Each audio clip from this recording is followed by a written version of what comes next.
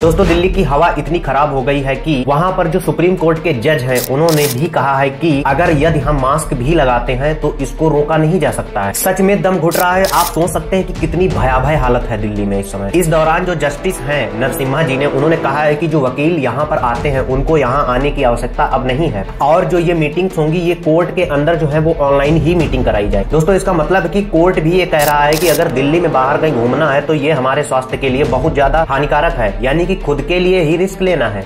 यानी कि जज ने भी साफ साफ बोल दिया है कि अब वहां मास्क भी काम नहीं कर सकते। ये लाइन सुनकर आपको शायद झटका लग सकता है, लेकिन ये सच है। ये सुप्रीम कोर्ट के जज ने कहा है। इस समय हालत ये है कि AQI का जो इंडेक्स है वो 500 के करीब जा रहा है। यानी कि दिल्ली में अब सिर्फ हवा नहीं घूम रही है, हवा के माध्यम से जहर घूम रहा है। जिन लोगों को अस्थमा की बीमारी है ये उनके लिए हानिकारक तो है ही है, और जो लोग स्वस्थ हैं उनके लिए भी ये बहुत ज्यादा हानिकारक। दिल्ली के सड़कों का अगर आप हाल देखेंगे इस समय तो वहां पे जो कार्स वगैरह जो दिखाई देती है वो धुंधली दिखाई देती है। अगर आप बिल्डिंग्स वगैरह को देखेंगे तो इस समय मॉर्निंग के समय में देखिएगा तो धुंधली दिख रही है। सच बताऊं तो शहर जो है वो एक गैस चैम्बर की तरीके से हो गया है। अब सवाल यह है कि आखिरकार दिल्ली को AQI को कम करने के लिए ऐसे कौन से कदम उठाने चाहिए जिससे कि दिल्ली के बेहतर से बेहतर हालात हो सके।